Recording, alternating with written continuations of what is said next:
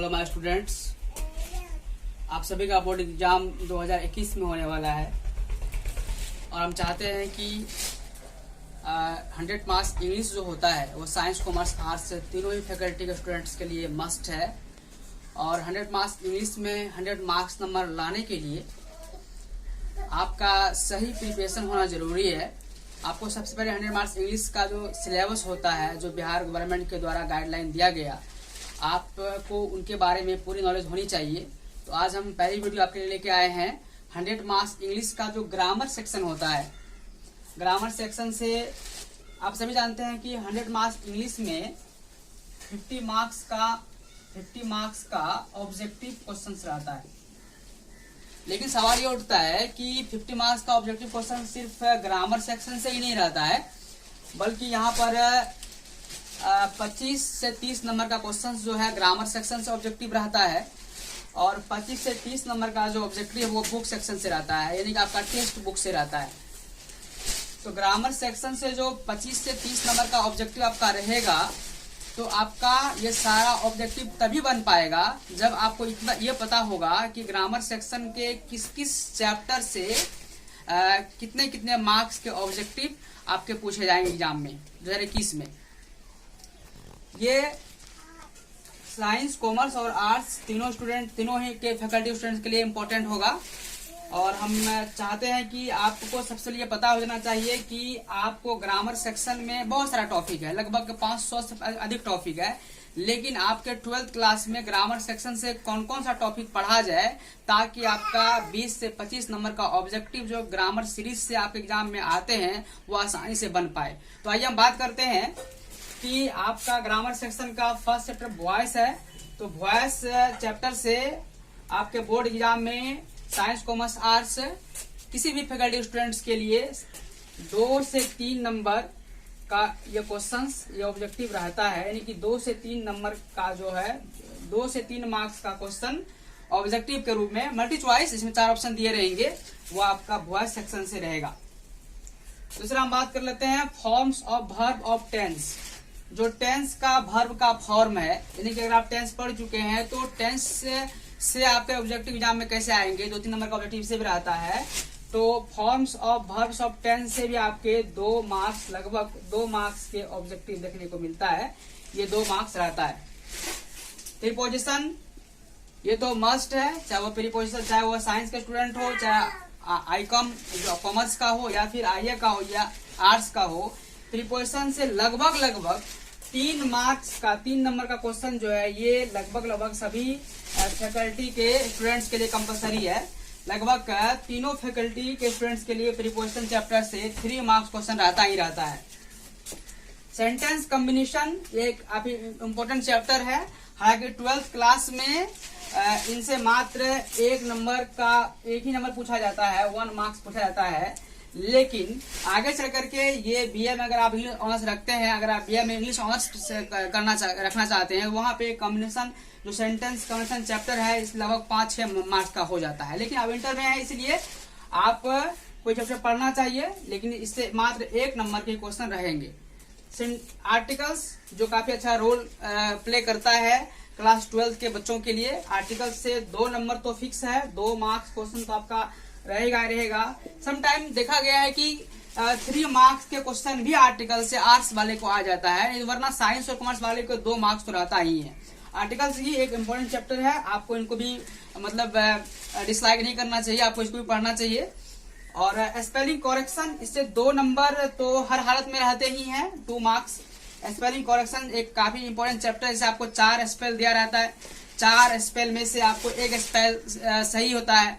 तो कौन सा स्पेल सही है आपको उसको फिर अपने ओमार सीट में पेंट करना पड़ता है। जैसे मान लिया जाए आपको यहाँ लिखा हुआ गवर्नमेंट, GOVERNMENT,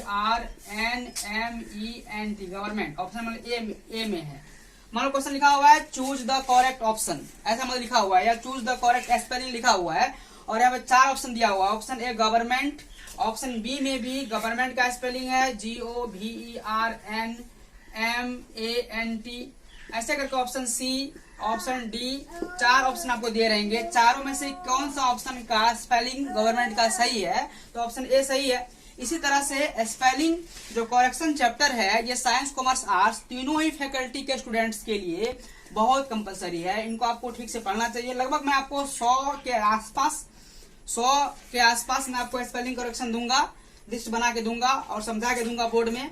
आप जिस दिन ये क्लास चलेगी आप उस दिन जो है आप लोगों को लिंक भेजा जाएगा और आप आसानी से जो है स्पेलिंग करेक्शन को ठीक कर सकते हैं, यानी कि अपने 2 नंबर हर हालत में अपनी जेब में ले सकते हैं। बात करते हैं सेंटेंस करेक्शन की। ये सेंटेंस करेक्शन भी अच्छा रोल प्ले करता है। यहाँ से भी आपके लगभग स्पेलिंग करेक्शन से आपके 2 मार्क्स पूछे जाएंगे और यहाँ से भी 2 मार्क्स पूछे जाएंगे। सेंटेंस करेक्शन में सेंटेंस दिए रहते हैं, 4 सेंटेंस दिया रहता है। 4 सेंटेंस में से कौन सा सेंटेंस सही है ये आपको पता लगाना पड़ता है और ये तभी पता लग पाता है जो आपका ग्रामर सेक्शन का हर एक टॉपिक सही से पढ़ा हो, आपने टेंस सही से पढ़ा हो, आपने वॉइस सही से पढ़ा हो, आपका जो मॉडल्स है वो सही से पढ़ा हो, आपका नरेशन जो है वो सही से पढ़ा हो।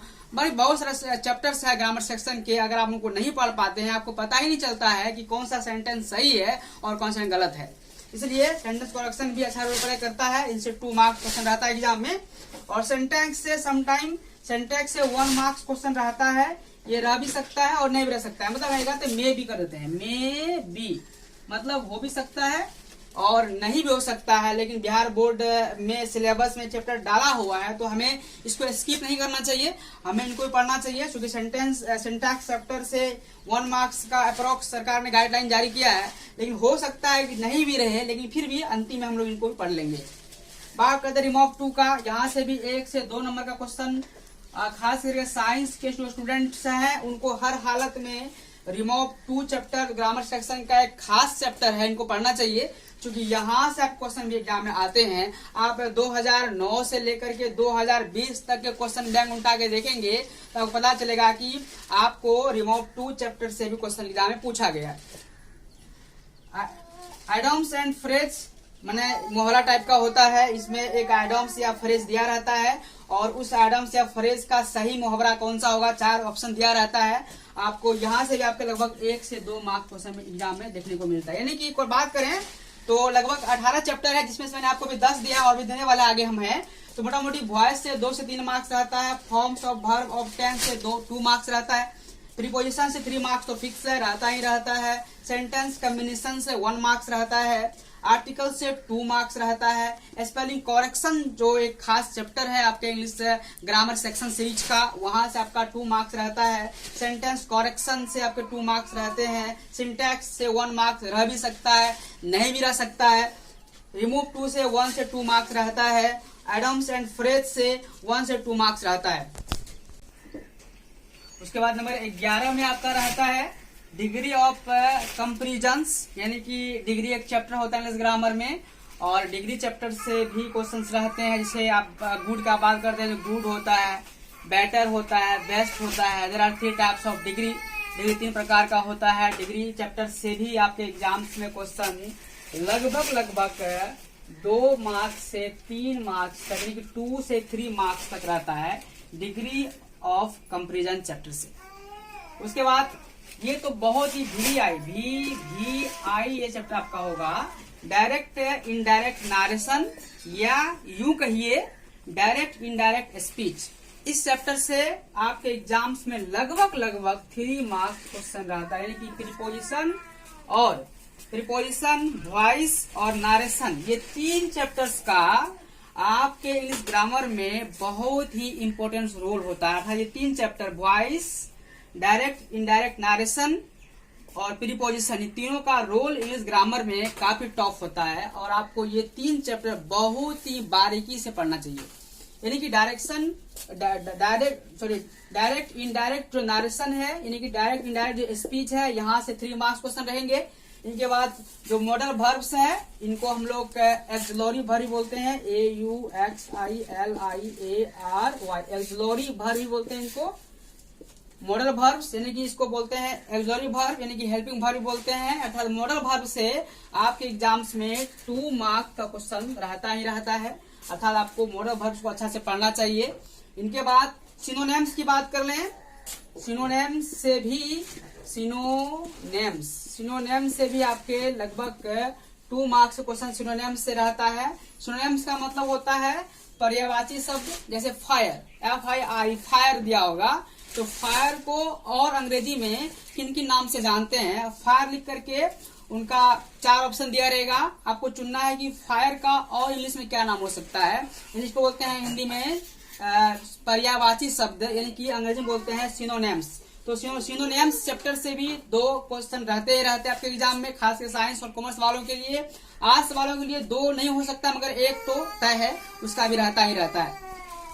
एंटोनिम्स मतलब उल्टा शब्द, जिनको हम बोलते हैं विपरीतार्थक शब्द हिंदी ग्रामर में एंटोनिम्स। यहाँ से भी आपके 2 से 3 मार्क्स का क्वेश्चन आपका रहता ही है। जैसे बिग लिखा हुआ है, बिग, BIG बिग, तो बिग का उल्टा क्या होगा, तो बिग का उल्टा होगा, बिग मतलब क्या होता है, लंबा, बड़ा होता है, इसका मतलब छोटा है, स्मॉल होगा। तो बिग का 4 ऑप्शन दिया रहेगा, बिग का आपको एंटोनिम्स बोलेगा। इस तरह से एंटोनिम्स चैप्टर से भी आपके 2 नंबर रहते ही रहते हैं। बात कर लें one word substitutions. One word substitutions मतलब अनेक शब्द के लिए एक शब्द। आप हिंदी ग्रामर में पढ़े होंगे, अपने परिवार के साथ पढ़े होंगे, 100 परिवार, जो विज्ञान जानता है वैज्ञानिक। उसी तरह से इंग्लिश में भी वन वर्ड सब्स्टिट्यूशंस होता है, मतलब अनेक शब्द का एक शब्द होता है। मतलब यहाँ पे अनेक शब्द दिया रहेगा एक लाइन में और बोलेगा कि इसका जो है वन वर्ड क्या होगा, एक शब्द क्या होगा, 4 ऑप्शन आपके दिए रहेंगे। इस तरह से वन वर्ड सब्स्टिट्यूशन से भी लगभग 1 से 2 नंबर का सवाल एग्जाम्स में रहता ही रहता है। बात कर लें ट्रांसफॉर्मेशन ऑफ सेंटेंस। बहुत सारे बच्चे जो 12th क्लास में भी है, मैंने देखा है कि लगभग टीचर्स और स्टूडेंट्स भी इस चैप्टर को स्किप कर देता है, नहीं पढ़ता है। बहुत सारे टीचर्स को भी मैंने देखा है कि ट्रांसफॉर्मेशन ऑफ सेंटेंस का चैप्टर है, जो सीरीज है, वो बच्चों को नहीं पढ़ना चाहता। हालांकि ये बहुत ही डिफिकल्ट चैप्टर है, काफी कठिन चैप्टर है। इस वजह से मुझे लगता है कि बहुत सारे टीचर्स भी इस चैप्टर को स्किप कर देता है, छोड़ देता है, चलो इसको क्या पढ़ेगा, मतलब और स्टूडेंट्स को, एक नया स्टूडेंट्स को कुछ पता नहीं होता है कि भाई साहब अगर हम ट्रांसफॉर्मेशन ऑफ सेंटेंस नहीं जानते हैं तो फिर हम सेंटेंस का करेक्शन कैसे कर पाएंगे, यानी कि हमारा जो सेंटेंस करेक्शन से ऑब्जेक्टिव एग्जाम में आता है वो कैसे बन पाएगा। इसीलिए हर हालत में आपको बारीकी से ट्रांसफॉर्मेशन ऑफ सेंटेंस को भी पढ़ना चाहिए और मैं आपको पढ़ाऊंगा। इसमें ट्रांसलेशन में तो आपका, जैसे कि ये तो अभी ऑब्जेक्टिव टाइप बता रहे हैं कि आपको 100 मार्क्स इंग्लिश में ग्रामर सेक्शन से जो 20 से 25 नंबर का ऑब्जेक्टिव रहेगा वो किस तरह से पूछा जाता है और किस किस चैप्टर से कितने कितने मार्क्स पूछे जाते हैं। लेकिन ट्रांसलेशन का रोल सब्जेक्टिव में ज्यादा है।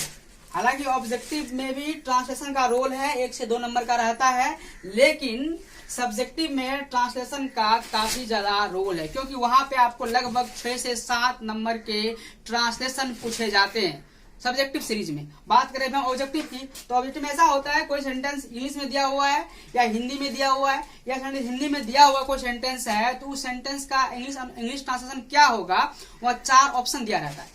तो आपको बताना है कि वो सेंटेंस जो हिंदी में लिखा हुआ है उस सेंटेंस का इंग्लिश ट्रांसलेशन क्या होगा, वह 4 ऑप्शन दिए हुए हैं। आपको सही ऑप्शन को सिलेक्ट करना होता है, अर्थात चूज करना होता है। मतलब ट्रांसलेशन का रोल ऑब्जेक्टिव के साथ साथ सब्जेक्टिव में काफी ज्यादा है, क्योंकि ये ट्रांसलेशन का जो सीरीज है ये बोथ है। Both means I mean that, I say that again 2 इन, मतलब ये 2 में 1 है। अर्थात अगर आप ट्रांसलेशन को ठीक से सीखते हो तो आपका ऑब्जेक्टिव बनता ही बनता है और सब्जेक्टिव में भी आपके 7 नंबर पॉकेट में आ जाता है। बात करते हैं क्लाउज की, तो क्लाउज चैप्टर भी एक बहुत इंपॉर्टेंट रोल प्ले करता है इंग्लिश ग्रामर में। अगर आप चाहते हैं कि 50 नंबर के ऑब्जेक्टिव में, 100 मार्क्स इंग्लिश में 50 नंबर के ऑब्जेक्टिव में हमारा 50 का 50 नंबर आए, तो इंग्लिश ग्रामर के ये 20 चैप्टर को आपको हर हालत में कई बार पढ़ना पड़ेगा। और practice is the perfect man. जितना ज्यादा आप प्रैक्टिस करते हो उतना ज्यादा आपका ये चैप्टर स्ट्रांग होता है, उतनी ज्यादा आपका पकड़ होता है और आप उतना ज्यादा जो है ऑब्जेक्टिव में अधिक से अधिक मार्क्स ऑब्टेन कर सकते हैं बिहार बोर्ड एग्जाम्स में। क्लाउज चैप्टर से भी लगभग आपके 1 से 2 नंबर के सवाल ऑब्जेक्टिव के टाइप में रहता ही रहता है। बात करना जेरंड का, जेरंड से भी आपके 1 से 2 नंबर के सवाल रहता ही रहता है। टोटल मिला के बात कर लें तो बिहार बोर्ड एग्जामिनेशन 2021 के लिए इंग्लिश ग्रामर सेक्शन सीरीज का जो 100 मार्क्स इंग्लिश आपका है उसमें से जो ग्रामर सेक्शन का बॉडी है, ग्रामर सेक्शन का जो पार्ट है, उस पार्ट में total numbers of chapters are 20। 20 chapters को आपको हर हालत में कंप्लीट करना पड़ेगा, तभी आप 50 नंबर के ऑब्जेक्टिव में से जो ग्रामर सेक्शन से 20 से 25 नंबर का ऑब्जेक्टिव पूछा जाता है वो आप कवर कर पाएंगे। उसके बाद बच गया और 20 से 25 नंबर का ऑब्जेक्टिव, वो आपका कवर होगा बुक सीरीज से। वो बुक से रहता है आपका जो बुक, आपका जो इंग्लिश का जो बुक है, आपका टेक्स्ट बुक है, आपका जो बुक है वो 3 टाइप में बटा हुआ है। आपका बुक का 3 पार्ट है, एक प्रोज सेक्शन वाला पार्ट है, एक पोएट्री सेक्शन वाला पार्ट है और एक स्टोरी ऑफ इंग्लिश है। आपको ये तीनों चैप्टर पढ़ने, ये तीनों इंग्लिश को पढ़ने के बाद, अर्थात आप तीनों सेक्शन को कंप्लीट करने के बाद 20 से 25 नंबर का ऑब्जेक्टिव आप वहां से बना पाएंगे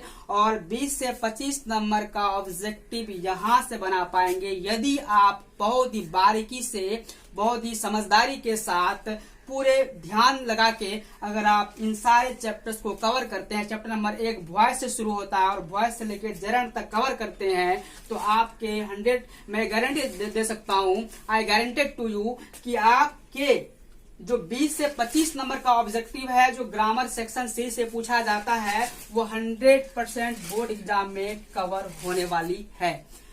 उसी तरह से मैं आपको एक गारंटी दे सकता हूं कि अगर आप ठीक से अपने इंग्लिश बुक जो आपका है रेनबो पार्ट 2, रेनबो जो 2 भाग है आपका टेक्स्ट बुक जो 100 मार्क्स का है, साइंस कॉमर्स आर्ट्स से तीनों फैकल्टी के स्टूडेंट्स के लिए, वहां भी आप अगर बुक पर्सन को ठीक से पढ़ते हैं तो वहां से भी आपका लगभग 20 से 25 नंबर का ऑब्जेक्टिव कवर होगा। तो 25 नंबर का ऑब्जेक्टिव बुक सेक्शन से, यानी कि बुक सेक्शन से आपका टेक्स्ट बुक से जो आपकी क्लास में है इन्वॉल्व, और 20 से 25 नंबर का ऑब्जेक्टिव ग्रामर सेक्शन से जो मैं आपको दिया, यानी कि इतने सारे चैप्टर्स को कवर करने के बाद आप 100 मार्क्स इंग्लिश में 50 में 50 लाने काबिल बन जाते हैं। धन्यवाद।